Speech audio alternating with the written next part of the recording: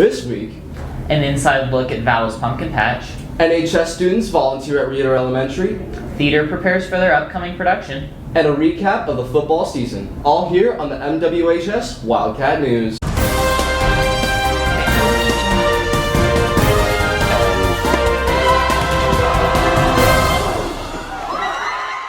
Welcome back, Wildcats. I'm Evan Vals. And I'm Miguel Reyes. One of the most popular fall destinations in Omaha is Vals Pumpkin Patch. People of all ages come to the massive park for the array of attractions and activities, and sometimes even pick out a pumpkin.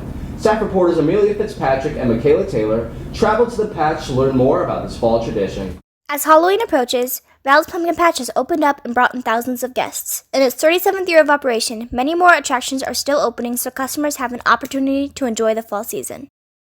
Our experience so far at Vals has been absolutely wonderful. We've had a really good time. We got here early this morning to enjoy a full day of activities.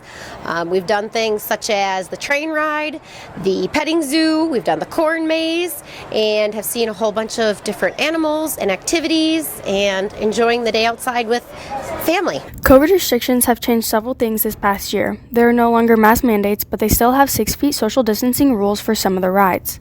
The haunted house, corn maze, and hayrack rides are a part of this by removing chairs and having employees observe to enforce rules. So last year it was my first season, and we had like COVID going around as well.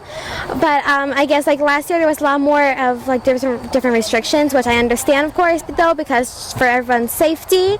But this year I feel like it's just a lot more relaxed and just a lot more fun, I think, without having all the restrictions, and people can just enjoy themselves more. Vals continues creating lifelong memories for the people who visit by having unique attractions throughout the patch. The family of Vals works hard to make a memorable experience for customers. Vals has been in my life my whole life, so I've just grown up with it, and even as a young age I was my mom and dad would give me work to do, and now it's exciting to be just making some of the big decisions and how to grow every year. People from out of state are coming to Vals and creating traditions for younger generations. A lot of the advertisements did share that there's a lot of people that are here on the second generation. I think it's important that it's very family oriented and part of traditions. So although we're from out of state, I definitely would come back to be able to enjoy this fall festival and family entertainment. Vals is continuing to grow with every season. It has amusements to offer for all ages, showing that the park never grows old. This has been Michaela Taylor and Amelia Fitzpatrick for the MWHS Wildcat News. Last night, members of the National Honor Society visited Reeder Elementary to help with their trunk or treat event. The students set up a variety of themed trunks for the elementary students to visit. Opinions editor Alexis Pahensky and I have more details. On a dark and spooky night, students from the National Honor Society traveled to Reeder Elementary to volunteer at the first annual trunk or treat. In previous years, the event has been held inside with students traveling from classroom to classroom. This year, with COVID restrictions, it was moved outside. Well, this year we had to move our trunk or treat outside because of COVID, and it was just safer to have people outside, especially with such large groups and masks being optional, so this was just the best fit. Volunteering was a fun way for past Reeder students to get involved with their former school. Well, I love having the high school kids over here. Always come back. It's super fun. The elementary students worked hard on their creative costumes. I'm at Holy Cow. I got my cow onesie from Target, and I got my halo from Amazon. Reeder teachers appealed to the students with popular trends in their setups. We decided to do Among Us as a team for our costume because it's just a fun thing that's been really popular lately. NHS members also set up trunks for the kids to visit using a variety of themes and activities. All we had to do was get like 4 people together, sign up for like a car, and then kind of decorate it, make it fun for Halloween. We are M&Ms. We got it off Pinterest. The experience has been really fun. It's cool getting to see all the kids' costumes and getting to get involved with the little kid community. Students and teachers alike had a great time at this event. This has been Alexis Pahensky and Evan Vaslow for the MWHS Wildcat News. The musical Disney's Descendants is running from November 4th through the 7th. As the show approaches, staff reporters Sadie Smith and Olivia Ray take a look at the preparations for this fun play. This fall, Millard West Theater students have been working hard for their November musical, Descendants. The Descendants musical was originally a Disney Channel original movie whose rights were recently released to be used for high school productions. The musical revolves around a group of teens that are children of well-known villains. The children have the opportunity to move to Oregon and live with the prince and princesses. Throughout the musical, you watch the teens wrestle with following their parents' footsteps of being evil or being good.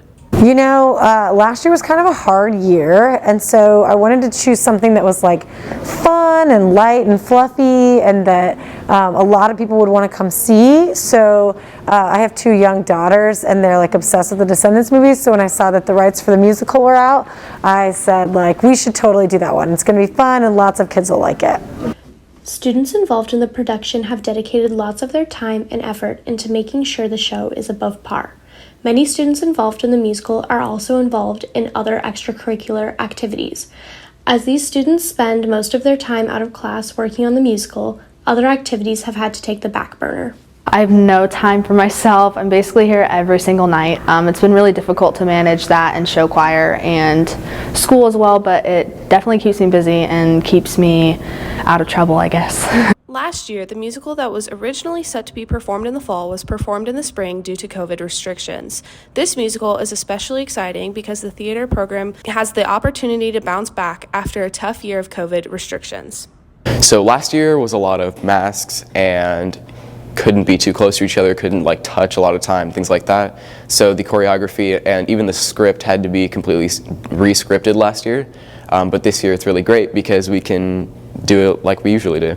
Everyone involved in the musical has spent many hours working late into the night to achieve perfection. This has built a strong bond between the theater students. The musical does not only involve cast members and directors, but also many students on the crew. Students in the crew are involved in costumes, makeup, publicity, and musical technology. So the reason I chose to do Lights Crew would be because I really like the technology aspect and just the way that I get to put on the show with the lights. Director Brooke Phillips is extremely proud of her students' hard work and dedication to the musical. The majority of our cast is underclassmen, and I'm really impressed with how they've all stepped up and met the challenge. The musical premieres on November 4th, and tickets are available for purchase now. This has been Olivia Ray and Sadie Smith reporting for the MWHS Wildcat News. Millard West wrapped up their football season last Friday with a 38-7 win against Lincoln Northeast. Their final record was 3-7, an improvement from last year, but far from the dominance Millard West is used to seeing. Chief photographer Hallie Opat and I recap the season. Last Friday, the Millard West football team played in their final game of the season. After many tough losses throughout the season, the team loses out on their playoff hopes for the first time in over a decade. People look at the record and that they think that's the only thing that we focus on. But I think for the most part we got better as the year went on, and it just didn't translate into wins. We were close a couple times, and that's what's so frustrating for everything. But for the most part, the guys did a good job coming with a great attitude all week, all year, and they did everything we asked, and we just came up short a couple times. On the offense, sophomore quarterback Brody Peterson led the team with 954 passing yards, 7 touchdowns, and 5 interceptions. Senior running back Nathan Peterson led the team with 1,390 rushing yards and 13 touchdowns. And sophomore wide receiver Jackson Williams led the team with 24 catches and 345 yards and 4 touchdowns. We made sure everyone did the right thing, did what they're supposed to do for the team, did watch film, studied, did all that for each other. I definitely could have done better. Obviously 3 wins, not what we're looking for, but it could have been a lot better. It could have been a lot worse. It's all right. On the defensive side of the ball, the defense had 10 interceptions, 2 forced fumbles, a blocked punt, and 2 defensive touchdowns.